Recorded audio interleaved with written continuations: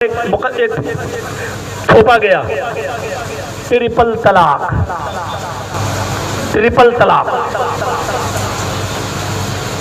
کون مانتا ہے کون نہیں, آج اس سے ہمیں سروکار نہیں ہے.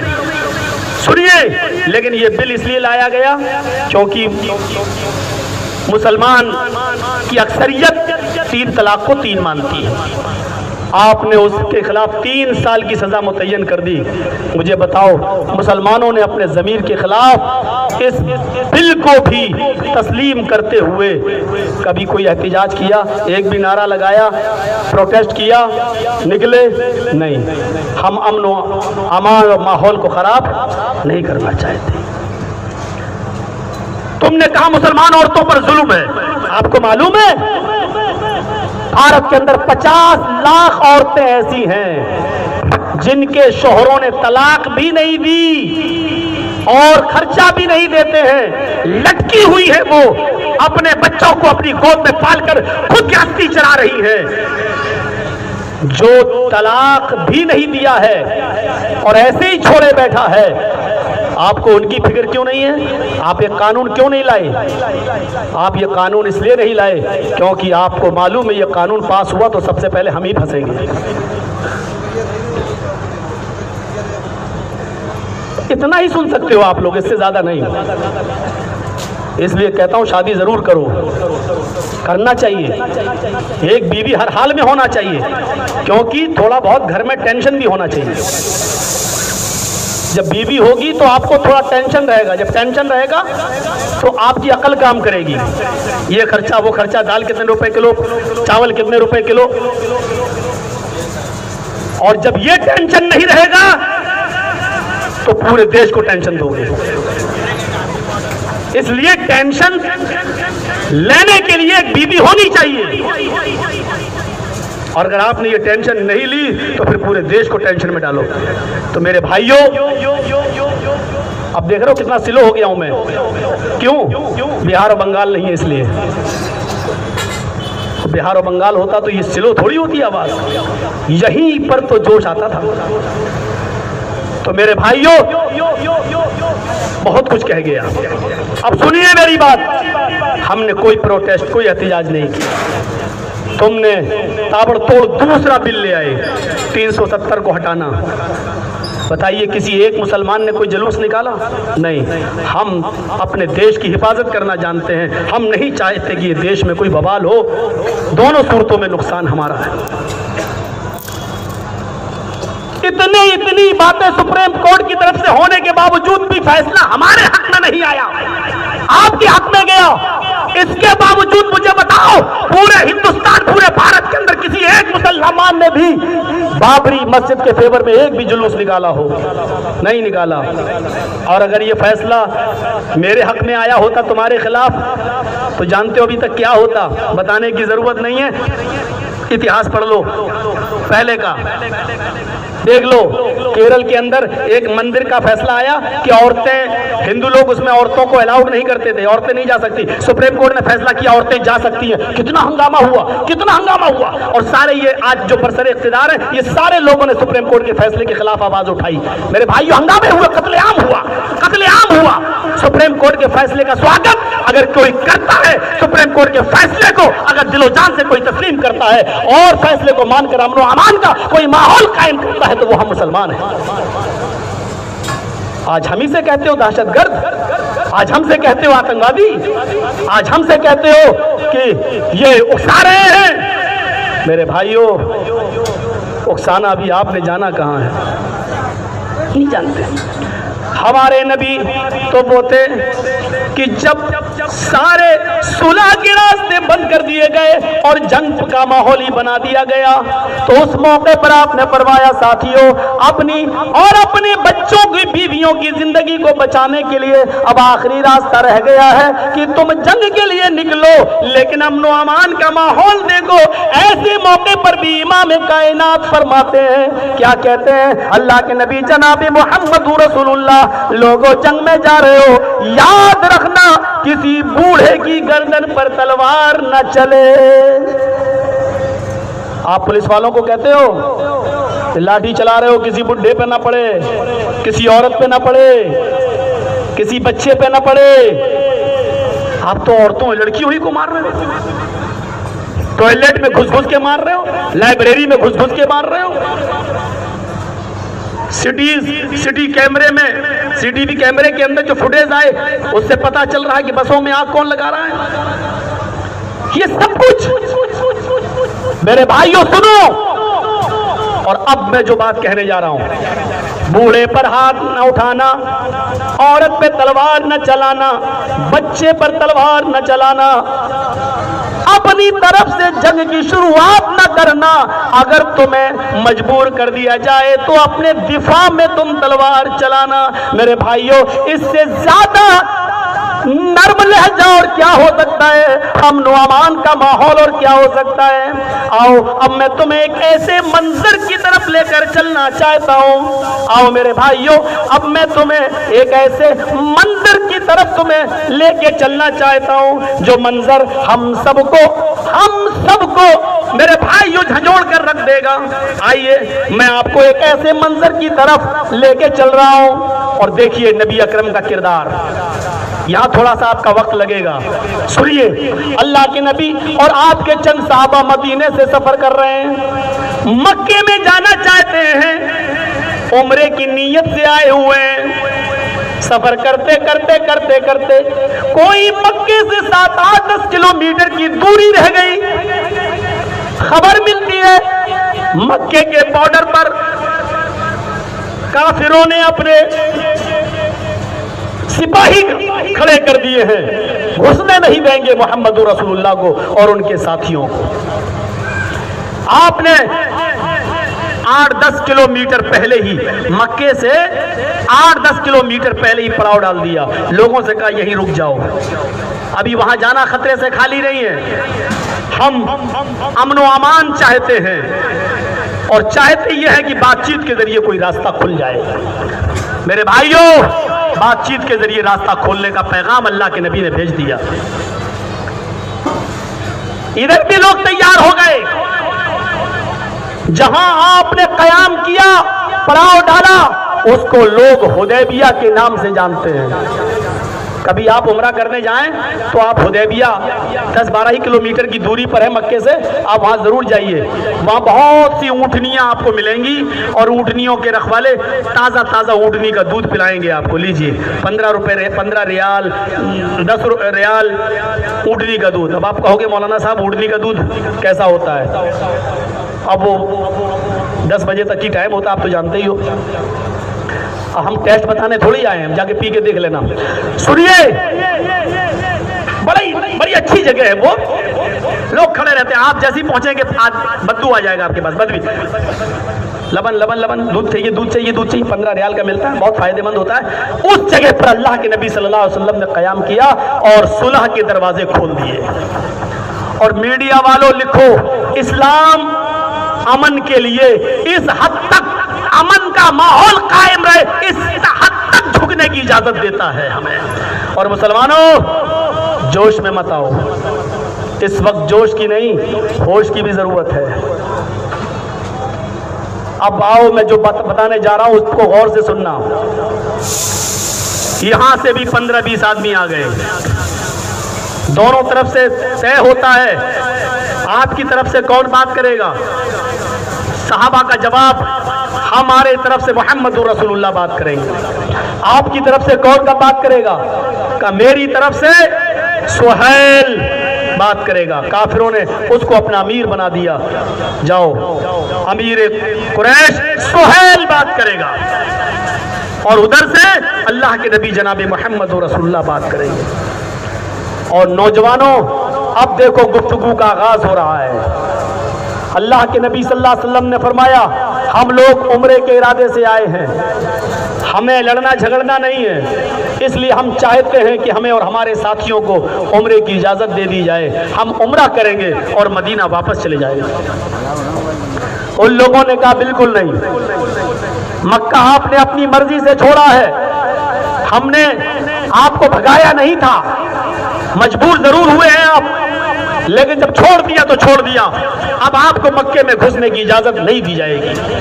آپ نے کہا بات چیت کے ذریعے میں مسئلہ حل کرنے آیا ہوں, مجھے بتاؤ क्या खाने काबा पे आना और उम्रा करना, सफा और मरवा की सई करना क्या हमारा हक नहीं है? उन्होंने कहा है। तो बताओ, तुम बताओ रास्ता क्या है? उन्होंने कहा हमारी चंद शर्तें मानना पड़ेंगी। और नौजवानों सुनो, आपने कहा बताओ शर्तें क्या हैं। कलम ले लिया गया, चमड़े का टुकड़ा सामने मौजूद है। पहली शर्त कहा है अली, लिखो, बताओ सुहैल तुम्हारी शर्त क्या है? सुहैल ने कहा, आए मोहम्मद इब्ने अब्दुल्लाह, मेरी पहली शर्त यह है आप और आपके सहाबा अभी यहां से वापस जाएं। इस साल आपको उम्रे की इजाजत नहीं है। इस साल आपको मक्के में घुसने की इजाजत नहीं है, हम मक्के में नहीं घुसने देंगे। ये पहली शर्त है। आपको इस मर्तबा जाना पड़ेगा, जहां से आए हो वैसे ही लौट के जाओ। आपने कहा सुहैल, मुझे तुम्हारी ये शर्त मंजूर है, हम इस साल उम्रा नहीं करेंगे, हम वापस जाने के लिए तैयार हैं।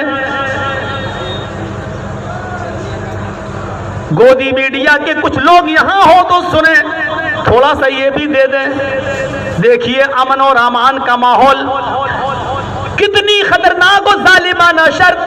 वो चाहते थे कि मोहम्मद ना माने और यहीं पर लड़ाई झगड़ा हो जाए, लेकिन अल्लाह के रसूल ने मौका नहीं दिया। फरमाया कि मुझे तुम्हारी ये शर्त मंजूर है। उन्होंने कहा मेरी दूसरी शर्त, आइंदा साल आप उम्रा करने आ सकते हो, आइंदा साल, लेकिन 3 दिन से ज्यादा आपको मक्के में रहने की इजाजत नहीं। मैं मक्के में पैदा हुआ, मेरे माँ बाप मक्के में पैदा हुए, मेरी जमीन और जायदाद आज भी मक्के में मौजूद है, लेकिन मुझे को मक्के में रहने की इजाजत नहीं। बिल्कुल सेम वही। इस मुल्क को हमने आजाद कराया, इस देश को हमने आजाद कराया। आज भी इंडिया गेट चले जाओ, दिल्ली के अंदर इस देश को आजाद कराने वाले 100 शहीदों का नाम आज भी इंडिया गेट के दरवाजे पर लगा हुआ है। 100 शहीदों के नाम लिखे हुए हैं। उन 100 शहीदों में 80 नाम मुसलमानों के हैं, जिन्होंने इस देश को आजाद कराया, अपने खून की कुर्बानी दी। लेकिन आप ही को इस देश में रहने की इजाजत नहीं है।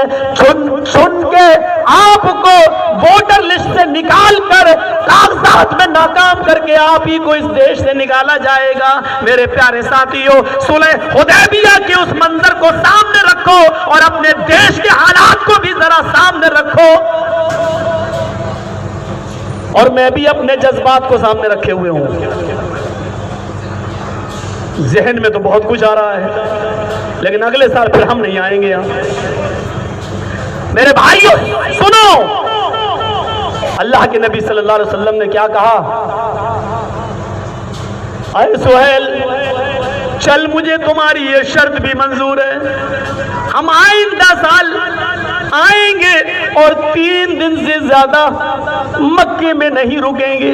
ठीक है, लिखो अली, मुझे ये शर्त भी मंजूर है। सुलह, अमन व अमान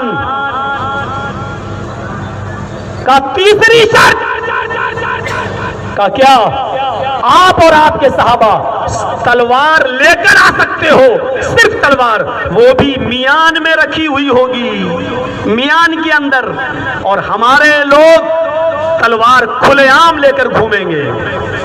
हमारे आदमी खुलेआम तलवारें लेकर घूमेंगे। जैसे अभी डंडे वाले निकले थे, पुलिस उनकी हिफाजत कर रही है, और हम सीएपी के बोर्ड लेके जा रहे हैं तो डंडे बरसा रही है। जुल्म होता है। ये बिल तुम लाए नहीं हो, मेरा दिल कहता है कि ऊपर वाले ने तुमसे बिल पेश करवाया है। ये मेरा ज़मीर अंदर से कहता है। क्यों? क्योंकि मैं इतना जानता हूं कि गीदड़ की मौत जब आती है तो वो शहर की तरफ भागता है। اب یہ تمہاری موت کے دن یہی سے شروع ہو چکے ہیں، شاید یہی تمہارے زوال کے دن ہوں۔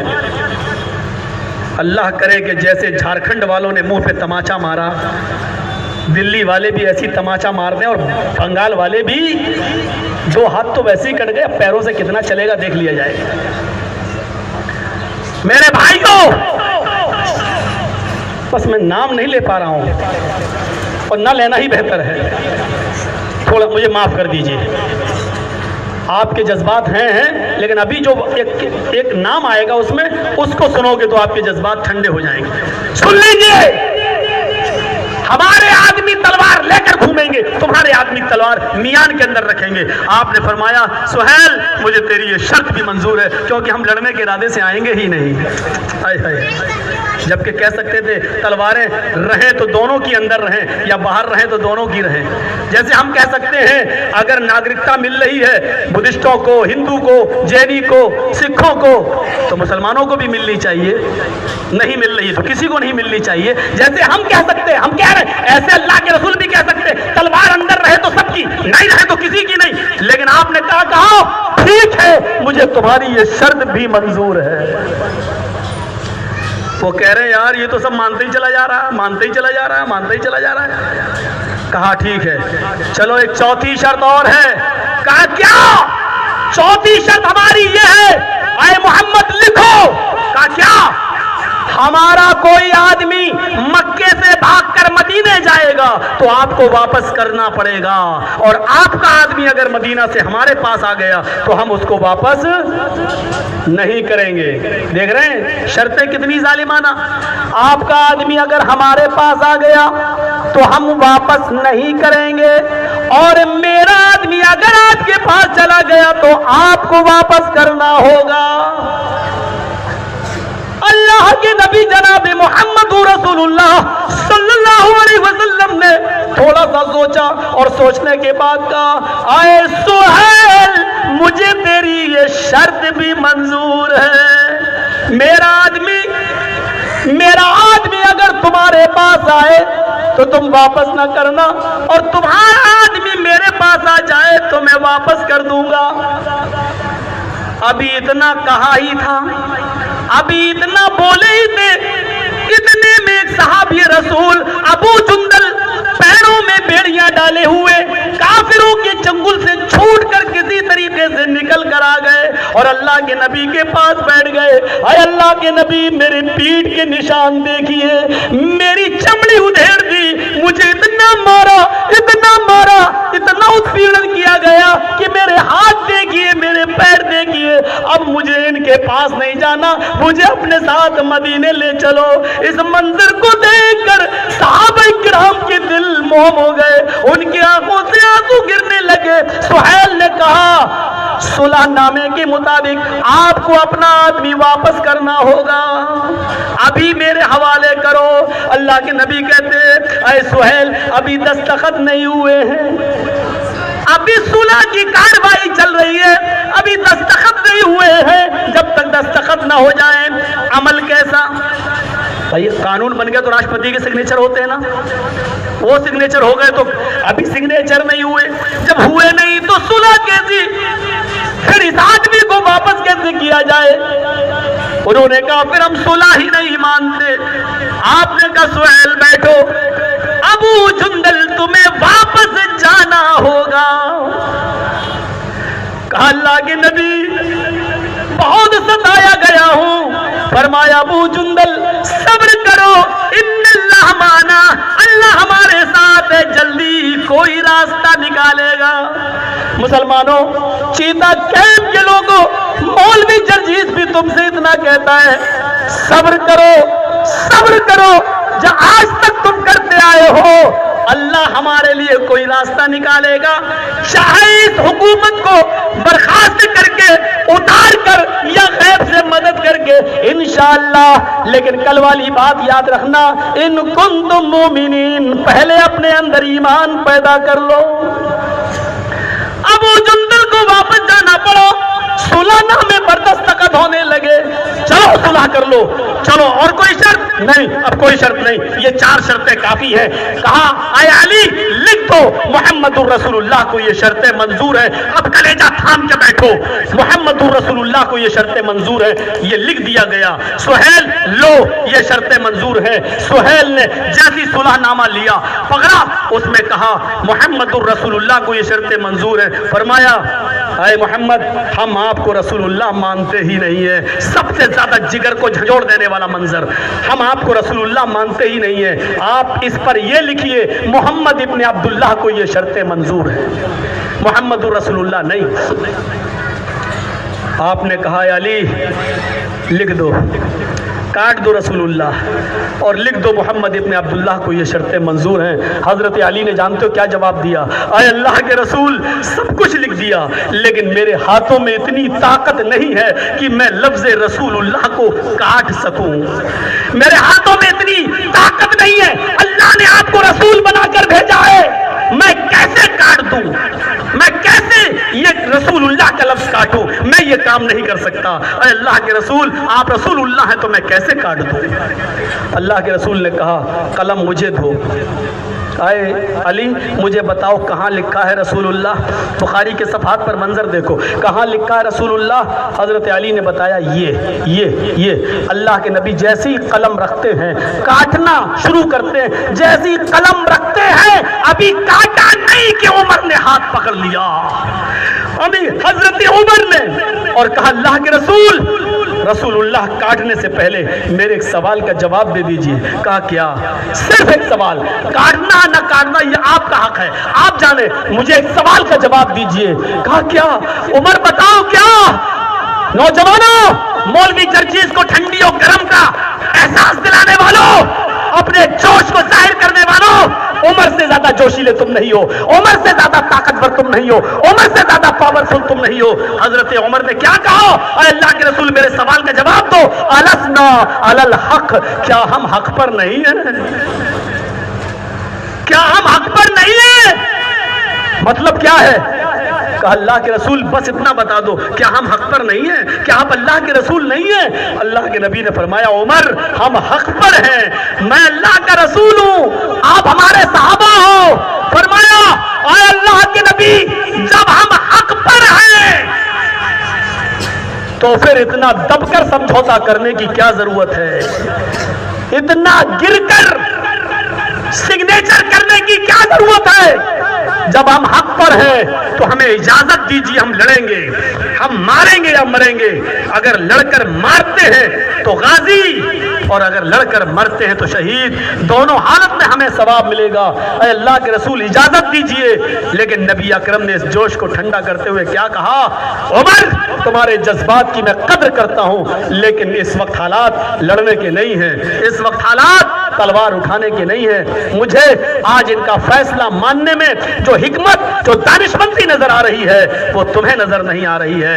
मेरे भाइयों, आपने काट दिया लफ्ज रसूलुल्लाह और लिखवा दिया इब्न अब्दुल्लाह को ये शर्तें मंजूर हैं। मेरे प्यारे साथियों, इस मंजर को देखिए आप, और मीडिया वालों सुलह के लिए रसूलुल्लाह का लफ्ज तक कटवा दे, उसकी उम्मत, उसके मानने वालों को माहौल खराब करने वाला मत कहो। हम माहौल खराब करने वाले लोग नहीं हैं, हमें आप मजबूर करते हैं, हम तो अमन व अमान के साथ निकलते हैं, संवैधानिक तौर पर अपना एहतिजाज दर्ज कराते हैं जिसका सुप्रीम कोर्ट ने हमें इजाजत दी है। लेकिन आप कहते हो दफा 144 लगी हुई है, निकलने नहीं देंगे। मैं पूछना चाहता हूं, दिल्ली के अंदर 31 जनवरी तक दफा 144 लगी हुई है। दफा 144, जब दफा 144 लगी है, मुसलमान खामोशी के साथ एहतिजाज कर रहे हैं, तो आप कह रहे हो दफा लगी हुई है। मोदी जी रामलीला में भाषण देते हैं, वहां 2 लाख आदमी कैसे जमा हो जाते हैं? दफा 144 क्या उनके लिए नहीं है? क्या दिल्ली का वो कानून उनके लिए नहीं है? हमें यही तो शिकायत है, तुम करो तो माफ, हम करें तो जुर्म। दफा तुम्हारे लिए 144 हट जाती है, हम करें तो दफा 144 हमारे ऊपर थोप दी जाती है। मेरे प्यारे साथियों, यही तो हमारे साथ मतभेद किया जाता है, यही तो हमारे साथ, हमारी आवाज, हमारी देशभक्ति पर शक मत करो। جاؤ انڈیا گیٹ پر آج بھی چلے جاؤ اور آج بھی دیکھ لو اس دیش کو آزاد کرانے میں کتنے مسلمان لوگوں نے اپنی شہادت دی, کتنے لوگوں نے. ہماری آواز جنہ نہیں ہے, ہماری آواز اویسی نہیں ہے, ہماری آواز آج کے علماء نہیں ہے, ہماری آواز میرے بھائیوں وہ مہاتما گاندھی ہے جو راج گھاٹ کے اوپر آج بھی سو رہے ہیں. ہماری آواز بھارت کے وہ پیر ہیں جن کی ٹہنیوں پر لٹکے ہوئے پھندوں نے لاکھوں علماء کو پھانسی کے پھندے پر لٹکتے اور جھولتے ہوئے دیکھا ہے, اور انہی کی شہادت سے یہ دیش آزاد ہوا ہے. ہماری آواز ویر عبد الحمید کی چھاتی سے ٹپکنے والا وہ خون ہے جس کا ایک ایک قطرہ ہندوستان زندہ باد کا نعرہ آج بھی دے رہا اور قیامت کی صبح تک دیتا رہے گا. ہماری آواز یہ ہے, ہمیں کسی دھرم وشیش اور کسی مسلم نیتا سے مت جوڑو. ہم پہلے بھارتی ہیں, ہم اس بھارت کا اٹوٹ انگ ہیں. یاد رکھو اگر بھارت میں مسلمان نہیں رہیں گے تو کعبے کے رب کی قسم تم بھی بھارت میں نہیں رہو گے. تمہارے اندر اتنی ہمت تھوڑی ہے. آج ساورکر کے غلام اور گوڈسے کے قاتل ہم سے پوچھ رہے ہیں کہ دیش بھکتی بتاؤ. تمہارے سوال میرے پیروں کے تلوے کے نیچے جا, نہیں مانتا. تیرے سوال میرے جوتے کی ٹھوکر پر نہیں تسلیم کرتا. میرے پیارے ساتھیوں, یہ دیش ہمارا تھا, ہمارا ہے اور ہمارا رہے گا. اور آخری بات بتا کر اپنی بات کو ختم کر دیں گے. کیا نتیجہ نکلا صلح حدیبیہ کے بعد؟ ان ظالمانہ شرطوں کو ماننے کے بعد کیا ہوا؟ آپ کو واپس کر دیا گیا, مکے سے لوگوں کو نکالا گیا. پھر ہوا کیا بعد میں؟ آپ نے کہا تھا نا دانش مندی, کیا ہوا جب مکہ فتح ہوا 10 سال کے بعد؟ میرے بھائیوں, مدینے سے وہی مکے والے پھر لوٹ کر آئے, اور لوٹ کر آئے ہی نہیں, مکے پر حکومت بھی کی اور مکے میں رکھی ہوئی 360 مورتیوں کو ہٹایا, توڑا اور کہا جان حق و زحق الباطل ان الباطل کان زہوقا. مسلمان کبھی کہیں سے بھاگنے والا نہیں ہے. جیسے ہم مکہ چھوڑ کے مدینہ گئے پھر مکے میں آئے, ہمیں بھارت چھوڑ کر جتنی بار بھگاؤ گے ہم اتنے بڑے بے شرم ہیں کہ بار بار بھارت میں آئیں گے. ہماری بے شرمی ابھی آپ نے دیکھی نہیں ہے, اس لیے نہیں کیونکہ ہم تو مر مٹنا جانتے ہیں, اس مٹی کے اندر ہم دفن ہونا بھی جانتے ہیں. کیونکہ ہم سے دیش بھکتی کا سوال مت کرو, تم تو بس گردن ہلاتے ہو. اس دیش کی زمین پر ایک مسلمان 5 مرتبہ اپنا ماتھا اس دیش کی دھرتی پر سجدے میں رکھ کر سبحان ربی الاعلی, اس دھرتی کے خالق کو سب سے بلند مان کر اس دھرتی کی پیشانی کو چومتا ہے, اس سرزمین کے پیشانی کو چومتا ہے. جو ایک دن میں 5 مرتبہ اس دھرتی کی پیشانی کو چومتا ہو, اس سے اس دیش کی مٹی, اس دیش کی دیش بھکتی کا سوال ہم سے مت کرو. کرنا ہو, پوچھنا ہو تو ایڈوانی جی سے پوچھو تم کہاں سے آئے ہو. ان سے سوال کرو کہ تم اپنی ناگرکتا دکھاؤ, تم کہاں سے آئے ہو. ہم سے یہ سوال نہ کرو, انشاءاللہ نہ کرو گے نہ کر سکتے ہو. ہمیں امید ہے, آؤ ہم سب اس وقت یہ دعا کریں سب سے پہلے کہ اللہ بار الہ اس دیش کے اندر میں کسی کا نام نہیں لے رہا ہوں, جس کو برا لگے گا اسی کو وہی اچھلے گا. دعا کرو اللہ جو اس دیش کی جمنا اور گنگا یکجہتی کو نیست و نابود کرنا چاہتا ہو, اے اللہ جو اس دیش میں ہندو مسلمان کے خون کو بہانا چاہتا ہو, اے اللہ تو اس کو کتے کی موت عطا فرما. اے اللہ تو اس کو گیدڑ کی موت عطا فرما. اے اللہ جو اس دیش کی ایکتا اور اکھنڈتا کو ختم کرنا چاہتا ہو, ہندو اور مسلم بھائی چارے کو ختم کرنا چاہتا ہو, اے اللہ تو اس کے ونش کو ختم کر دے. اے اللہ تو اس کے ونش کو نشٹ کر دے. اے اللہ تو اس کی ونش کو اس صفحہ ہستی سے مٹا دے. بار الہ ہم تجھ سے یہ دعا کرتے ہیں کہ اس بھارت میں امن و امان قائم فرما دے, اس دیش کی حفاظت فرما لے. اللہ اس دیش کے ایک ایک ہندو ایک ایک مسلمان کی حفاظت فرما لے. اے اللہ ہم تجھ سے دعا کرتے ہیں کہ اس بھارت کو سونے کی چڑیا جو پہلے تھی پھر سے بنا دے. اے اللہ ظالموں کا چن چن کے صفایا کر دے. اے اللہ ظالموں کو چن چن کر تو ان کا انتقام لے لے. اے اللہ ہم تمام ہندو اور مسلمانوں کو اتفاق اور اتحاد کے ایک پلیٹ فارم پہ قائم فرما دے. اے اللہ ہم سب مسلمانوں کو بھائی بھائی بنا دے. اے اللہ ہم سب مسلمان بھائیوں کو ایک دوسرے کے دل ہمدرد اور غمخوار بنا دے, ایک دوسرے کے دکھ اور درد میں برابر کا حصے دار بنا دے. اے اللہ اگر درد کسی पड़ोसी का होता हो तो उसको उसका दर्द हमें अपने दिल में महसूस करने वाला बना दे। बारे इलाह जो बीमार है उनको शिफाए कामिला आजिला अता फरमा। ऐ अल्लाह जो हॉस्पिटल्स में एडमिट है उनकी दवाओं में सेहत और तंदुरुस्ती कूट कूट के भर दे।